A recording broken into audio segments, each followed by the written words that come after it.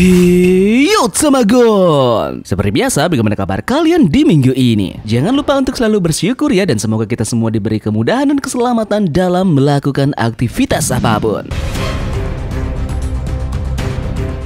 Sang Dewa Nikah kembali berulah. Salah satu agen khusus pemerintahan dunia yakni Rob Lucci dibuat babak belur dengan model awak keningnya. Ancaman besar pasti sudah ada di depan mata. Jadi sudah siapkah para kru bajak laut topi jerami ini mengalami deja vu yang kedua kalinya untuk menantang seorang admiral di Pulau Egghead? Minggu ini kita dikejutkan lagi dari isi One Piece chapter 1069 yang berisi banyak sekali hal yang sangat menarik. Di antaranya wujud awak kening Zoan dari Rob Lucci dibuat mainan oleh Gear 5 milik Luffy. Tak kalah mengejutkannya juga adanya informasi mengenai gambaran buah iblis dengan rahasianya yang dinyatakan oleh Vegapunk. Mengapa bisa Gomu-Gomu no Mi belum terdaftar dalam ensiklopedia buah iblis? Apakah hal ini juga ada sangkut pautnya dengan kekuatan misterius Sang Dewa Nikah yang memang disembunyikan oleh dunia dalam sejarah? Yep, seperti biasa ya, sebelum kita masuk ke dalam pembahasannya, jangan lupa subscribe, like, dan share untuk bentuk support kalian atas channel ini ke depannya. Jika sudah, terima kasih banyak dan bersiaplah nakama. Tarik jangkar dan mari kita berlayar.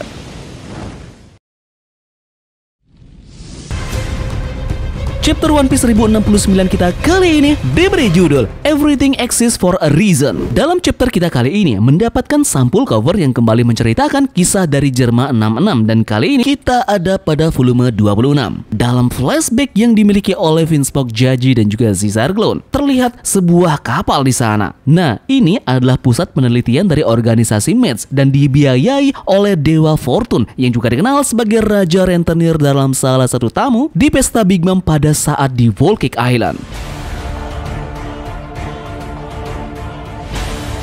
Halaman pertama dimulai dengan menampilkan markas besar angkatan laut yang berada di dunia baru. Di sana ada percakapan antara Fleet Admiral Akainu bersama dengan salah satu pasukan marinir. Akainu berkata, kru topi jerami ada di Pulau Egghead. Tapi kenapa? Lihat, segalanya menjadi lebih rumit lagi. Apakah Vegapunk mengetahui tujuan CP0? Pasukan marinir pun menjawabnya. Jadi mereka harus memaksa masuk terlebih dahulu. Akainu kembali berkata, jika kita menganggap Vegapunk telah menjadikan topi jerami sebagai sekutu, pihak kita telah kehilangan banyak sekali potensi tempur. Bagaimana dengan Kizaru? Pasukan marinir ini pun menjawab bahwa menurut strategi yang ada, Kizaru sudah dalam perjalanan menuju Egghead. Akainu pun terlihat sangat marah. Dia pun memberikan perintah untuk memberitahu Lucy menunggu angkatan laut yang akan segera tiba ke Pulau Egghead. Jangan biarkan dia melawan topi jerami dalam keadaan apapun.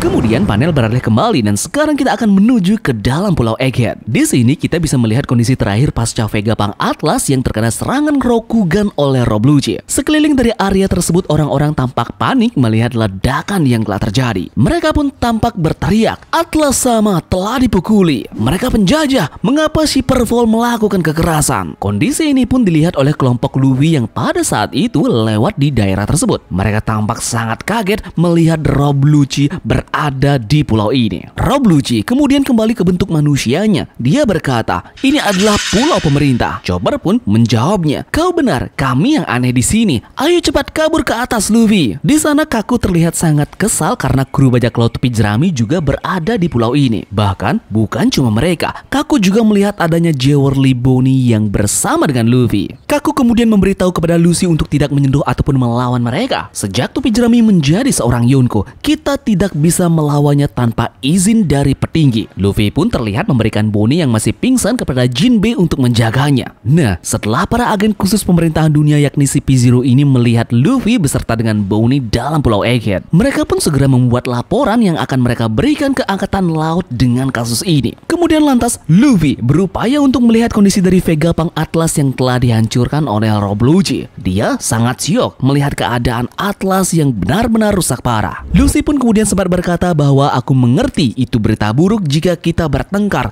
tetapi terpotong dengan Luffy yang memerintahkan Chopper yang seorang dokter untuk segera mengobati Atlas. Rob Lucci kemudian memberikan peringatan ke Luffy untuk tidak ikut campur dengan masalah ini. Ini adalah urusan internal dari pemerintah. Yups, namun tentunya Luffy menjawab hal tersebut dengan sangat lantang. Orang ini memberi kami makan. Seketika itu pun pertarungan mereka berdua pun langsung pecah. Beberapa bangunan di sana roboh karena Rob Lucci dan juga Luffy sudah mulai bertarung. Beberapa orang di sana pun panik dan terlihat untuk menjauhi area tempat mereka sekarang berada. Chopper berkata, "Tunggu, Luffy, tidak bisakah kau memahami situasi kita?" Sementara itu, Jinbe terlihat kaget dengan penampilan dari Rob Lucci. Apa itu? Seperti itukah penampilan Rob Lucci? Nah, di sisi lain dengan waktu yang bersamaan, kita pun bisa melihat kelompok Nami yang juga melihat hal yang telah terjadi dengan kelompok Luffy. Mereka melihat pertarungan dari Luffy dan juga Lucy di monitor.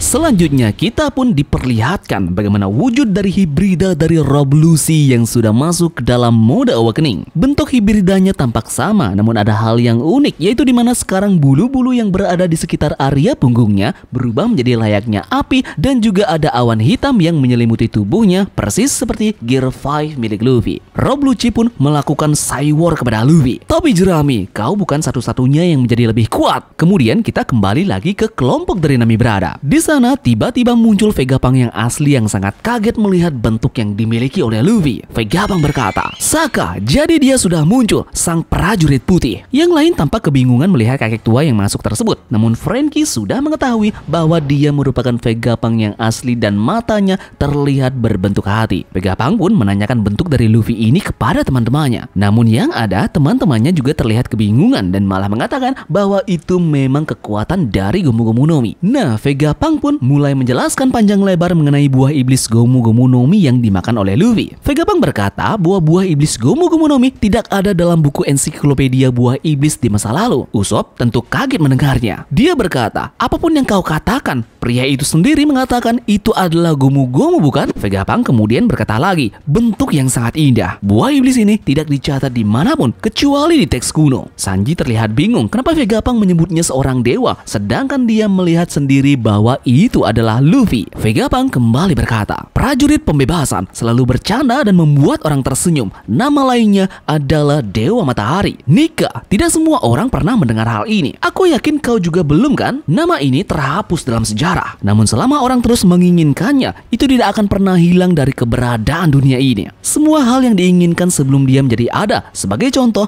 buah iblis ini tentunya." Nami dan kelompoknya yang mendengar informasi dari Vegapunk itu terlihat tertegun. Saat menjelaskan semua ini pun terlihat Luffy dan juga Rob Lucci sedang bertarung dengan menggunakan konsep Tom and Jerry.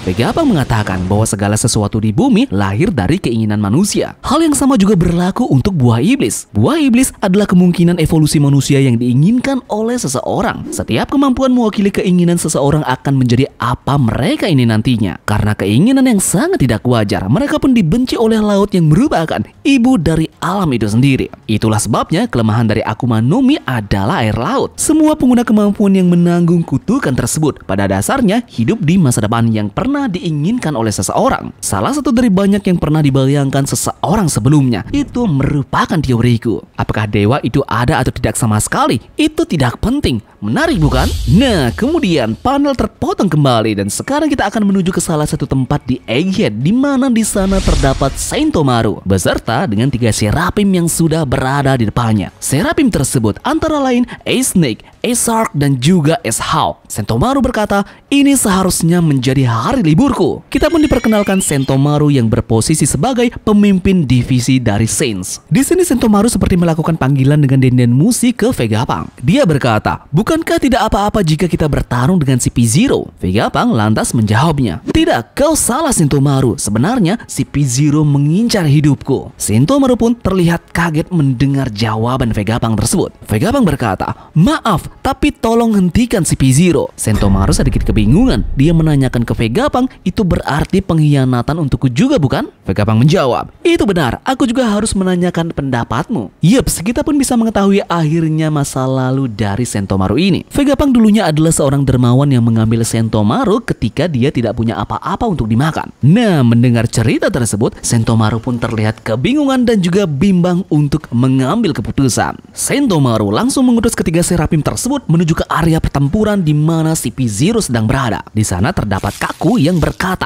ada 3 Serapim, ini kekuatan yang kuat. Kaku lantas memerintahkan Serapim Esbir untuk menyingkirkan salah satu dari mereka. Di samping itu Stacy berkata, tidak ada gunanya Kaku, kita benar-benar dirugikan. Sentomaru lantas memerintahkan Esbir untuk menyerang para si P-Zero ini. Tiba-tiba saja perintah dari Sentomaru ini lantas dieksekusi oleh Serapim Kuma yang dimana dia langsung melakukan serangan terhadap para angkatan laut beserta dengan si P-Zero. Ledakan besar pun terjadi di mana di area mereka berpijak. Kemudian Stacy pun menjelaskan alasan mengapa Serapim Kuma ini lebih memilih untuk mendengarkan perintah dari Sentomaru dibanding dengan si P-Zero. Ternyata ada kewenangan yang didahulukan para Serapim untuk mengikuti perintah yang berbeda. Jadi untuk otoritas pertama yang didahulukan adalah Gorosei, kemudian Dr. Vegapunk beserta dengan satelitnya, ketiga Sentomaru, dan terakhir mereka yang memegang chip otoritas. Kaku mengatakan bahwa jika kita mengalahkan Serapim, itu akan menjadi kerugian yang besar bagi pemerintah. Di saat yang bersamaan juga, pertarungan dari Luffy dan juga Rob Lucci kembali berlanjut. Luffy mengeluarkan teknik baru, Gomu Gomu no Maul Pistol.